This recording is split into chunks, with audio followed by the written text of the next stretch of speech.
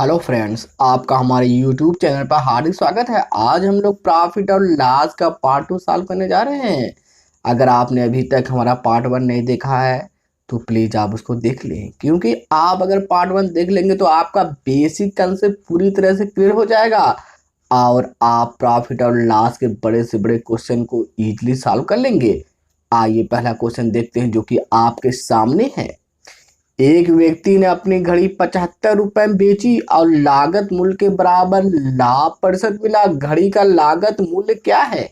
देखिए, क्वेश्चन का कहने का मतलब ये है, सपोज कीजिए अगर आपका 40 रुपया क्रय मूल्य है तो आपको प्रॉफिट भी कितना होगा? 40 रुपया ही होगा। यही इस क्वेश्चन का कहने का मतलब है। आइए अब इस क्वेश्चन को सॉल्व करने का वो मेथड आपको बताने जा रहे हैं जिसके द्वारा आप इस क्वेश्चन को बस एक ही सेकंड में चुटकी उड़ा देंगे। आइए देखते हैं। सबसे पहले आप 75 के दो फैक्टर कर लीजिए। यहाँ पर आप देखिए, एक चीज ध्यान में रखिए। यहाँ पर देखिए पहले लाभ हो रहा है कि हानि? लाभ प्रतिशत मिला, तो यहाँ पर लाभ, जब भी आपको लाभ होगा तो 75 का जो फैक्टर होगा उसको माइनस करने पर आपका 10 आना चाहिए। यहाँ पर आप देख लीजिए, अगर लाभ होगा तो लाभ के केस में जो फैक्टर आएगा, दो फैक्टर आएगा, उनको माइनस करने पर 10 आना चाहिए, मतलब उनका डिफरेंट 10 आना चाहिए। लाभ के केस में माइनस करने पर कितना मिलना चाहिए? आपको 10 मिलना चाहिए, मतलब जो फैक्टर दो आएंगे उनका डिफरेंट 10 होना चाहिए। अगर हानि होगा, हानि के केस में आपका जो फैक्टर होगा उनको ऐड करने पर 10 आना चाहिए। बस आपको यही दिमाग में रखना है कि जब हम फैक्टर करेंगे तो लाभ के केस में माइनस करने पर 10 आना चाहिए और हानि के केस में प्लस करने पर आपका 10 आना चाहिए। देखिए 75 का हम दो फैक्टर कर लेंगे। 15 पचे 75, 75 के दो फैक्टर आपका हो जाएगा 15 पचे 75। देखिए 15 पचे 75 और 15 में से 5 जाएगा, 10 आ जाएगा। क्योंकि यहाँ लाभ हो रहा है तो आपको माइनस करके 10 लाना है। अब यहाँ पे देखिए 15 बड़ी वैल्यू है और 5 छोटी वैल्यू है, तो बस कुछ नहीं करना है, जो छोटी वैल्यू है उसके आगे 0 लगा देंगे, आपका आंसर हो जाएगा। तो 15 इसका एक फैक्टर है 5, तो बस छोटी वैल्यू 5 है, 5 के आगे 0 लगा देंगे, यही आपका आंसर होगा, जो कि ऑप्शन नंबर 3 है। आइए इस क्वेश्चन को फिर से समझते हैं। सबसे पहले आप 75 के दो फैक्टर करेंगे। यहाँ पे देखिए 15 और 5, 15 पचे 75, लाभ हो रहा तो इसका माइनस करने पर 10 आना चाहिए, तो ये 10 आ गया। तो अब ये छोटी वैल्यू है, बस उसके आगे एक 0 लगा देंगे, आपका आंसर हो जाएगा। छोटी वैल्यू आगे 5 है, इसके आगे 0 लगा देंगे, यही आपका आंसर हो जाएगा, जो कि ऑप्शन नंबर 3 है। अब इस क्वेश्चन को अगर आप ऑप्शन मेथड से करना चाह रहे हैं तो इस तरह करिए। आप सपोज कीजिए आप 50 को ऑप्शन में उठा रहे हैं, तो 50 ये और प्लस आपको कितना प्रॉफिट हो रहा है? 50%, मतलब ये 150 हो जाएगा। तो अब इसको सॉल्व करने पर अगर 75 आ जाएगा तो यही आपका आंसर होगा, या 0 से 0 कट जाए, 15 पचे 75, यही आपका आंसर होगा, जो कि ऑप्शन नंबर 3 है। तो इसको आप दो मेथड से कर सकते हैं, चाहे ऑप्शन मेथड से करिए चाहे फैक्टर मेथड से करिए। आइए अगला क्वेश्चन देखते हैं। एक वस्तु को 96 रुपए में बेचा गया, यदि उस पर लाभ का प्रतिशत संख्या में उसके लागत मूल्य के बराबर हो तो उस वस्तु का लागत मूल्य कितना है? यहाँ आप देखिए 96 का फैक्टर करिए, यहाँ पर भी लाभ हो रहा है तो उसको फैक्टर को माइनस करने पर 10 आना चाहिए। 96, तो 96 का जब आप फैक्टर करेंगे तो कितना आना चाहिए? देखिए 16 छक्के 96, 16 छक्के 96, 16 में से 6 माइनस करेंगे तो 10 आ जाएगा। यहाँ आप देखिए छोटी वैल्यू 6 है तो इसके आगे 0 लगा देंगे, यही आपका आंसर हो जाएगा, जो कि ऑप्शन नंबर 2 है। आइए अब ऑप्शन विधि से भी इस क्वेश्चन को सॉल्व कर लेते हैं। सपोज कीजिए अगर आप अपने ऑप्शन में 70 ले रहे हैं तो 70 का आप 70% निकालेंगे, तो यहाँ देखिए 70 का 70% आप जैसे ही सॉल्व करेंगे तो ये 49 आ जाएगा, और 70 इसमें जब ऐड करेंगे तो ये कितना हो जाएगा? 9, 7 4 11 119 हो जाएगा। तो ये आपका आंसर नहीं होगा, क्योंकि आपका तो आंसर तभी होगा जब 96 आएगा। आइए दूसरा ऑप्शन लेते हैं 60। जैसे आप 60 लेंगे तो 60 और इंटू करिए 60% आपको प्रॉफिट होगा तो ये 160 हो जाएगा। यहाँ पर आप देखिए जीरो से जीरो कैंसिल, 16 छक्के 96, तो यही आपका आंसर होगा क्योंकि ये आपके क्वेश्चन में दिए गए कंडीशन को सेटिस्फाई कर रहा है। तो बस यही आपका आंसर होगा। आप चाहे ऑप्शन मेथड करिए चाहे फैक्टर मेथड से करिए, दोनों ही मेथड बहुत ही लाजवाब है। आइए अगला क्वेश्चन देखते हैं। मोहन एक वस्तु 21 रुपए में बेचता है जिससे उसको उतने प्रतिशत हानि होती है जितने में उसने उस वस्तु को क्रय किया था, वस्तु का क्रय मूल्य होगा। यहाँ पर देखिए 21 रुपए में बेचने पर हानि हो रहा है, तो आप 21 का फैक्टर करेंगे, 7 गुणे 3 7 21, दोनों को ऐड करने पर 10 आना चाहिए क्योंकि हानि केस में ऐड करने पर 10 और दोनों का आगे जीरो लगा दीजिए, यही आपका आंसर होगा क्योंकि इसमें दो आंसर आते हैं हानि के केस में। हानि जब भी रहेगा तो उसका केस में दो आंसर आएगा और दोनों का सम आपका 100 होगा, 70 और 30 ऐड करेंगे 100 आ जाएगा, यही आपका आंसर होगा। आइए अब इसको ऑप्शन मेथड से भी समझते हैं।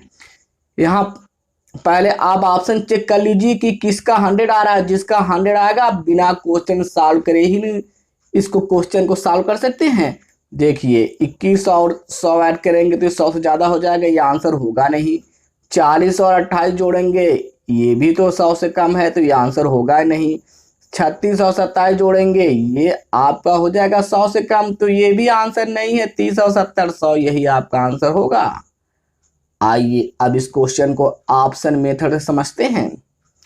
सपोज कीजिए आपने आंसर लिया 30, तो 30 तो आपको 30% की हानि होगी, तो मतलब आपके पास बच गई कितनी वैल्यू, 70। तो 30 का 70 निकालने पर 21 आना चाहिए। यहाँ पे देखिए जीरो से जीरो का 7 21, ये आ गया, इसका मतलब ये आपका आंसर हो गया। अब 70 से भी देख लीजिए, 70 ये आपका है, आपका 70% हानि हुई तो बचा कितना, 30%। तो 70 का 30% जब आप निकालेंगे तो यहाँ पर आप देखिए जीरो से जीरो कट जाएगा, 7 21 21 आ जाएगा, जो दिए हुए क्वेश्चन के कंडीशन को पूरी तरह से सेटिस्फाई कर रहा है, यही आपका आंसर होगा 30 और 70, जो कि ऑप्शन नंबर 4 है। चाहे ऑप्शन मेथड से लगाइए चाहे फैक्टर मेथड से लगाइए, दोनों ही मेथड बहुत ही लाजवाब है।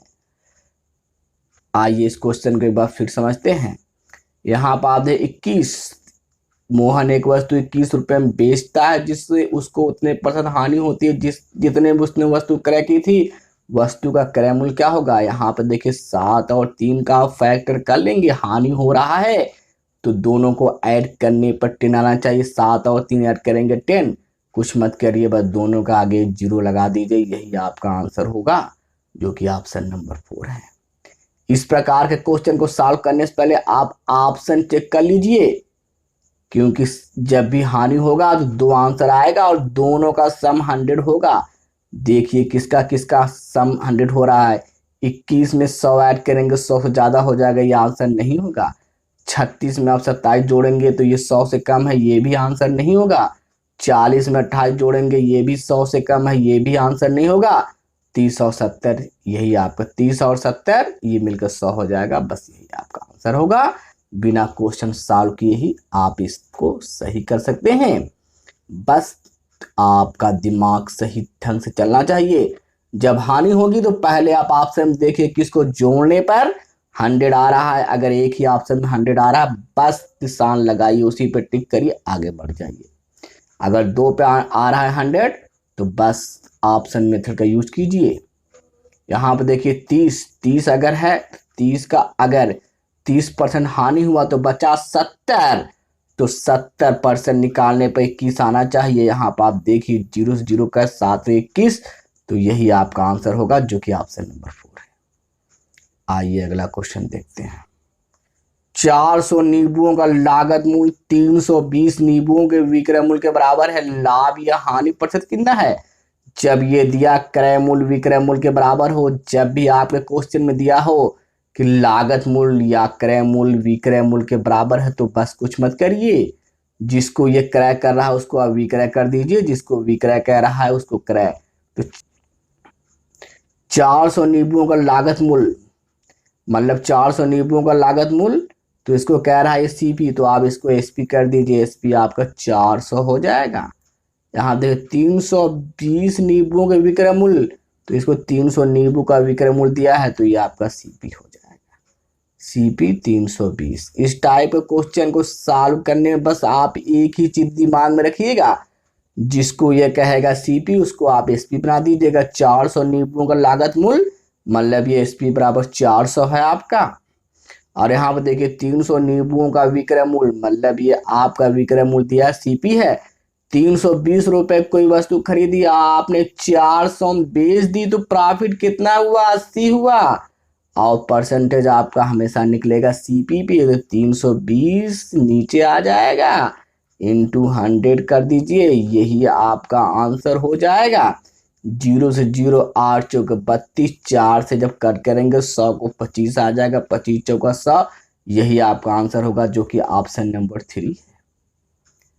आइए इस क्वेश्चन को एक बार फिर से समझते हैं। देखिए 400 नींबुओं का लागत मूल्य, जिसको कहेगा वो ये क्रय मूल्य, इसको आपको कहना है विक्रय मूल्य। 400 नींबुओं का लागत मूल्य मतलब एसपी बराबर 400। 320 नींबुओं का विक्रय मूल्य, मतलब ये विक्रय कह रहा, तो आप कहेंगे क्रय मूल्य।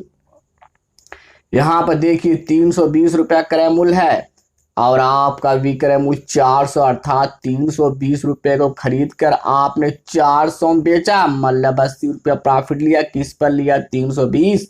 तो 80 बटे 320 इंटू 100, 0 से 0 कट कर दिया, 8 चौके 32 आया, 4 से जब 100 में डिवाइड 25, 25 चौका 100, यही आपका आंसर होगा, जो कि ऑप्शन नंबर 3। आइए अगला क्वेश्चन करते हैं। 15 पियानो का क्रय मूल्य, यहाँ पर देखिए 15 पियानो का क्रय मूल्य, मतलब ये सीपी दिया है, तो आप इसको कह दीजिए एसपी, एसपी बराबर 15। 25 पियानो के विक्रय मूल्य के बराबर है, तो ये आपका एसपी दिया है 25, तो इसको आप सीपी कर दीजिए, सीपी आपका 25 हो गया है। तो हानि या लाभ प्रतिशत होगा, देखिए 25 रुपए का आपने खरीदा और 15 रुपए का बेच दिया है, इसका मतलब आपको 10 रुपए की हानि हुई। किस पर हुई? 25 पर। तो 25 गुणे 100, 25 चौका 100 हो जाएगा, 4 दहा में 40, 40% की हानि होगी, जो कि ऑप्शन नंबर 2 है। आइए इस क्वेश्चन को फिर से समझिए। 15 पियानो का क्रय मूल्य, देखिए ये क्रय मूल्य दिया है, तो इसको आप करेंगे विक्रय मूल्य, मतलब एसपी, एसपी बराबर 15। 25 पियानो का विक्रय मूल्य, इसको विक्रय मूल्य कह रहा है, तो आप कहेंगे ये क्रय मूल्य है, तो सीपी बराबर 25, मतलब 25 रुपए की कोई वस्तु आपने खरीदी और 15 ही रुपए का बेच दिया, मतलब आपको 25 रुपए का खरीद कर 15 रुपए का बेचेंगे भैया, तो आपको हानि 10 रुपए का होगा। और हानि या लाभ प्रतिशत आपका निकलता है किस पर? सीपी पे।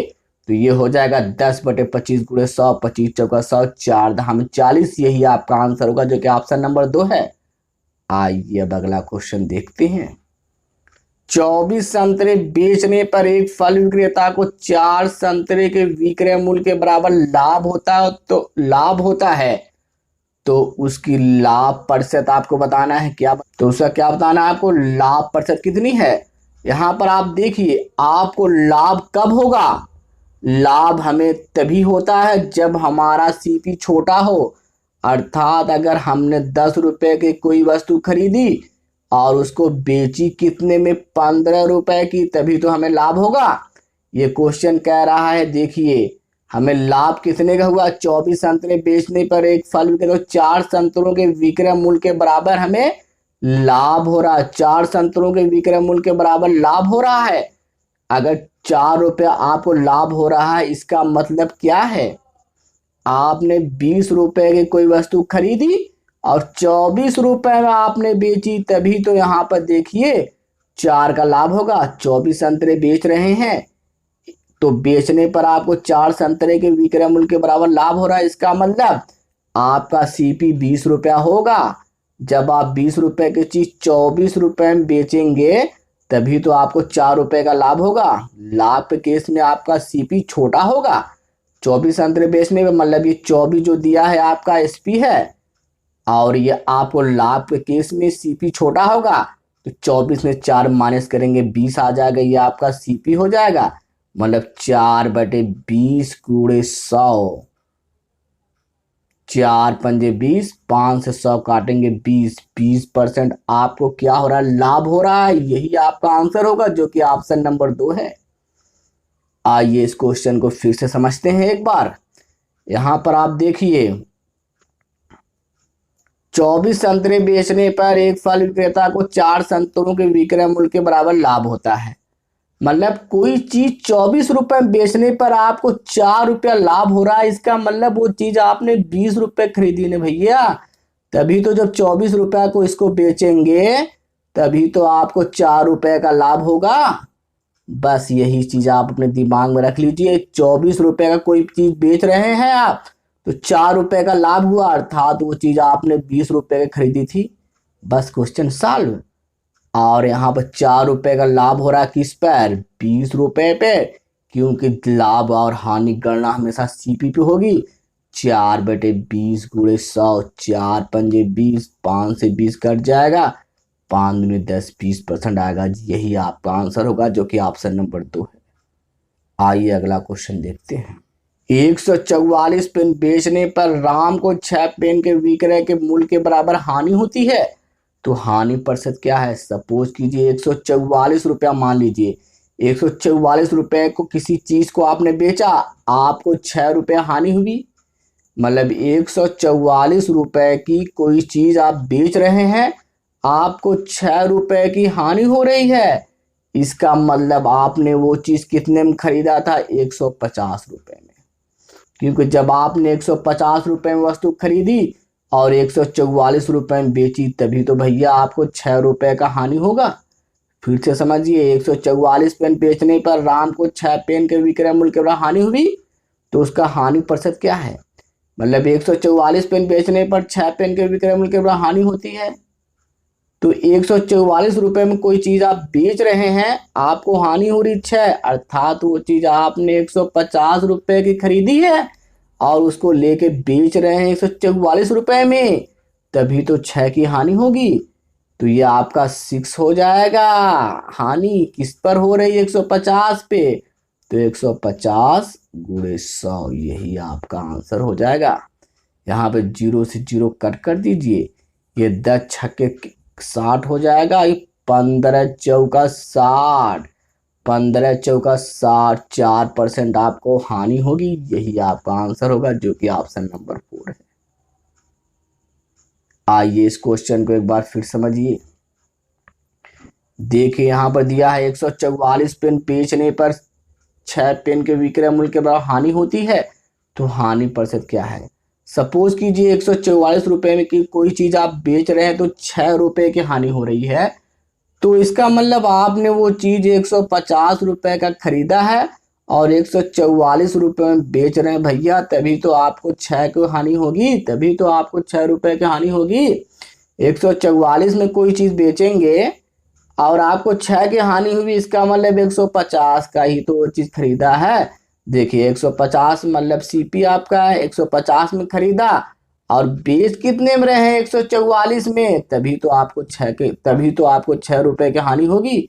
तो 6 रुपए का हानि किस पर हो रही है, 150 पे। 6/150 × 100, 0 0 कट जाएगा, 6 के गुणा 10 में करेंगे 60, 15 चौका 60, यही आपका आंसर होगा 4%, जो कि ऑप्शन नंबर 4 है। आइए अगला क्वेश्चन देखते हैं। 100 पेंसिल बेचने पे एक दुकानदार को 20 पेंसिल के विक्रय मूल्य के बराबर लाभ होता है, उसका लाभ प्रतिशत कितना है। मतलब समझिए, आप 100 रुपए का कोई चीज बेच रहे हैं, आपको 20 रुपए का लाभ हुआ। 100 रुपए में 100 रुपए कोई चीज बेचे आप, आपको 20 रुपए का लाभ हुआ, अर्थात वो चीज आपने 80 रुपए के ही खरीदी थी। 80 रुपए के खरीद कर 100 रुपए में बेचेंगे, तभी तो भैया आपको 20 रुपए का लाभ होगा। बस यही क्वेश्चन का मतलब है। आपका जो सीपी है 80 रुपया है और एसपी कितना 100 रुपया, क्योंकि जब 80 रुपए की कोई चीज आप 100 में बेचेंगे, तभी तो आपको 20 का लाभ होगा। तो बस 20/80 × 100, जो कर दीजिए, 2 चौका 8, 4 से 100 में डिवाइड करेंगे 25, 25 चौका 100, यही आपका आंसर होगा जो कि ऑप्शन नंबर 1 है। अगर आपको हमारा वीडियो अच्छा लगा हो तो प्लीज़ लाइक और शेयर करना ना भूलें। Thanks for watching the video.